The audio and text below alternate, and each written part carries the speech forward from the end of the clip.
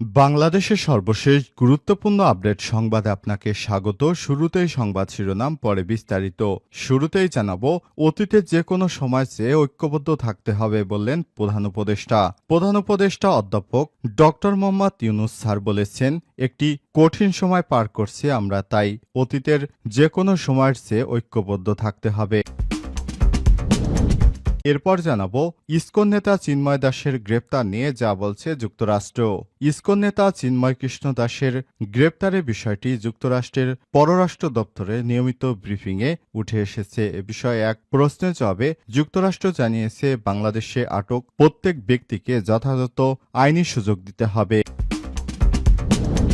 জানাবো, কয়েকজন বিচারপতির বিষয়ে প্রাথমিক অনুসন্ধান চলছে বলছে সুপ্রিম কোর্ট। সুপ্রিম জুডিশিয়াল কাউন্সিলের মাধ্যমে বর্তমান বেশ কয়েকজন বিচারপতির আচরণের কন্ডাক্ট এর বিষয়ে প্রাথমিক অনুসন্ধান চলছে বলে জানিয়েছে সুপ্রিম কোর্ট। একই সঙ্গে এ বিষয়ে যথেষ্ট অগ্রগতি হয়েছে। এবারে জানাবো, পুলিশের উপর হামলার মামলায় 6 দিনের রিমান্ডে 12 আসামি। চট্টগ্রাম আদালতে পুলিশের উপর হামলা এবং কাজে বাধাদান করার কারণে কোতোয়ালি থানায় 2 মামলায় গ্রেপ্তার 12 জন আসামিকে 6 দিনের করে রিমান্ড মঞ্জুর করেছে আদালত। এদিকে শেখ হাসিনার পররাষ্ট্র নীতি এখন আর নেই। মুশফিকুল ফজল আনসারী, বাংলাদেশের পররাষ্ট্র নীতি এখন স্পষ্টতা, পারস্পরিক আস্থা ও সম্মানের নীতিতে দাঁড়িয়েছে। শেখ হাসিনার পররাষ্ট্র নীতি এখন আর নেই বলে মন্তব্য করেছেন আলোচিত সাংবাদিক ও রাষ্ট্রদূত মুশফিকুল ফজল আনসারী।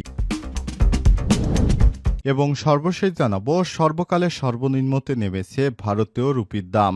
ভারতীয় অর্থনীতির বেহাল দশায় সর্বকালের সর্বনিম্নে নেমেছে রুপির মূল্য। আগে যেখানে পূর্বাভাস ছিল চলতি অর্থবছরের জুলাই সেপ্টেম্বরে প্রবৃদ্ধি 6% বেশি হবে, সেখানে এই প্রবৃদ্ধি হয়েছে 5.4% হারে, যা 18 মাসের মধ্যে সর্বনিম্ন। প্রিয় দর্শক, এতক্ষণ শুনছিলেন সংবাদ শিরোনাম, এবারে বিস্তারিত। তবে তার আগে বন্ধুরা, অনুরোধ থাকবে সংবাদটিতে একটি লাইক দিন। এই চ্যানেলে আপনি নতুন হয়ে থাকলে আমাদের সংবাদটি দেখতে দেখতে চ্যানেলটি সাবস্ক্রাইব করে রাখুন। কমেন্ট করে আপনার মূল্যবান মতামত জানিয়ে দিন বন্ধুরা, আপনি বিশ্বের কোন দেশ থেকে বা বাংলাদেশের কোন স্থান থেকে আমাদের সংবাদটি দেখছেন এবং শুনছেন। এবারে বিস্তারিত।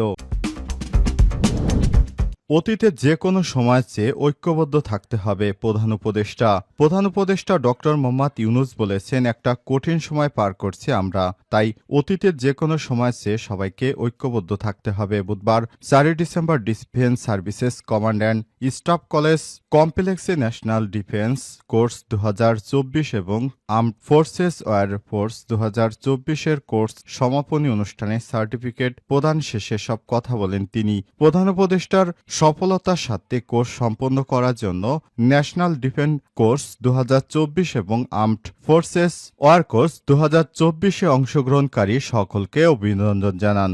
জাতীয় নিরাপত্তা নিশ্চিত কল্পে এনডিসির উচ্চমান সম্পন্ন পাঠ্যক্রম রাষ্ট্রের বিভিন্ন গুরুত্বপূর্ণ বিষয়াদি অন্তর্ভুক্ত থাকায় প্রধান উপদেষ্টা সন্তোষ প্রকাশ করেছেন।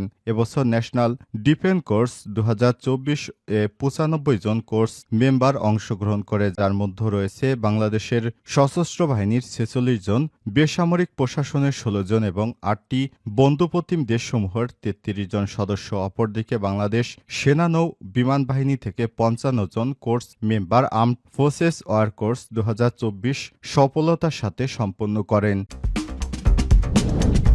ইসকন নেতা চিন্ময় দাসের গ্রেপ্তার নিয়ে যা বলছে যুক্তরাষ্ট্র। ইসকন নেতা চিন্ময় দাস এর গ্রেপ্তারের বিষয়টি যুক্তরাষ্ট্রের পররাষ্ট্র দপ্তরে নিয়মিত ব্রিফিংয়ে উঠে এসেছে। এ বিষয়ে এক প্রশ্নের জবাবে যুক্তরাষ্ট্র জানিয়েছে, বাংলাদেশে আটক প্রত্যেক ব্যক্তিকে যথাযথ আইনি সুযোগ দিতে হবে এবং মৌলিক স্বাধীনতা এবং মানবাধিকারের সঙ্গে আচরণ করতে হবে। স্থানীয় সময় মঙ্গলবার 3 ডিসেম্বর মার্কিন পররাষ্ট্র দপ্তরের নিয়মিত প্রেস ব্রিফিংয়ে মুখপাত্র বেদান্ত প্যাটেল এসব কথা বলেন। ব্রিফিংয়ে বাংলাদেশের সংখ্যালঘু হিন্দু সম্প্রদায়ের উপর কথিত সহিংসতা নিয়ে যে উদ্বেগ, তা সমাধান করার জন্য যুক্তরাষ্ট্রের কোনো পরিকল্পনা আছে কিনা তা জানতে চাওয়া হয়। জবাবে বেদান্ত প্যাটেল বলেন, যেসব দেশের সঙ্গে আমাদের সম্পর্ক রয়েছে তাদের কাছে সবসময় আমরা এটি স্পষ্ট করেছি যে মৌলিক স্বাধীনতার প্রতি সম্মান দিতে হবে, ধর্মীয় স্বাধীনতা ও মৌলিক মানবাধিকারের প্রতি সম্মান থাকতে হবে। যে কোনো প্রতিবাদ শান্তিপূর্ণ হওয়া উচিত, যে কোনো ধরনের দমনমূলক কার্যকলাপ নয়, বরং সরকারগুলোকে আইনের শাসনের প্রতি শ্রদ্ধাশীল থাকতে হবে। এই প্রসঙ্গে মৌলিক মানবাধিকার রক্ষা করতে হবে। আমরা একটি বারবার গুরুত্ব দিয়ে বলবো। চিন্ময় নেতা দাস নিয়ে আরেক প্রশ্নের জবাবে তিনি বলেন, এ বিষয়ে আমার কাছে সুনির্দিষ্ট তথ্য নেই, তবে আবারও বলছি, আমরা সবসময় জোর দিয়ে বলি যে যারা আটক রয়েছে তাদের যথাযথ আইন প্রতিনিধিত্ব পাওয়ার সুযোগ থাকা উচিত এবং তাদের মৌলিক স্বাধীনতা এবং মানবাধিকারের বিষয়ে সবসময় ওই দেশের সরকার প্রধানের কাজ করা উচিত।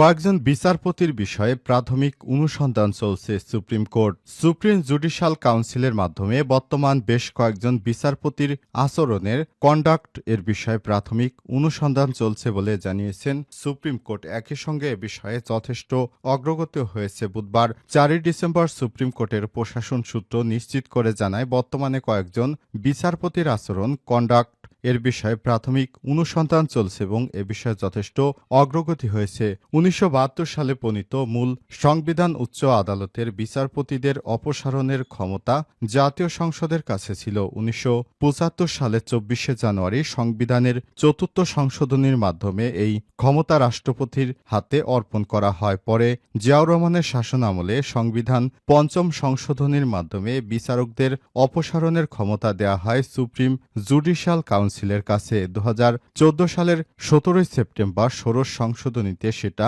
বাতিল করে বিচারকদের অপসারণের ক্ষমতা ফিরে দেওয়া হয় সংসদকে। বিলটি পাশের পর একই বছর 22 সেপ্টেম্বর তা গেজেট আকারে প্রকাশিত হয়। সংবিধানে এবং সংশোধনীর বৈধতা চ্যালেঞ্জ করে ওই বছর 5 নভেম্বর সুপ্রিম কোর্টের 9 আইনজীবী হাইকোর্টে রিট আবেদন করেন। রুলের শুনানি শেষে 2016 সালের 5 মে সংখ্যাগরিষ্ঠ মতের ভিত্তিতে ষোড়শ সংশোধনী বাতিল করে দেয় হাইকোর্টের বিশেষজ্ঞ বেঞ্চ। রায়ের পূর্ণাঙ্গ অনুলিপি পাওয়ার পর 2017 সালের 4 জানুয়ারি এ বিষয়ে আপিল করে রাষ্ট্রপক্ষ।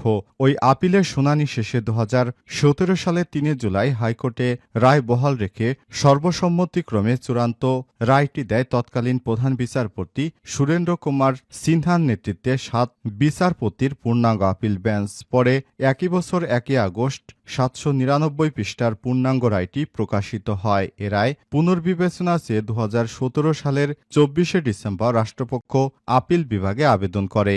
গত 20 অক্টোবর সেই রিভিউ আবেদন পর্যবেক্ষণ সহ নিষ্পত্তি করে দেয় আপিল বিভাগ। এরপর সুপ্রিম জুডিশিয়াল কাউন্সিল গঠন করা হয়। কোনো বিচারকের বিরুদ্ধে অভিযোগ উঠলে এই কাউন্সিল যাচাই বাছাই করে রাষ্ট্রপতির কাছে অভিযোগ প্রেরণ করে। সংবিধান অনুসারে প্রধান বিচারপতি জ্যেষ্ঠ 2 জন বিচারপতির সমন্বয়ে এই কাউন্সিল গঠিত হয়। সেই সময় অন্তত 15 জন বিচারপতিকে বিচার কাজের বাইরে রাখা হয়েছিল।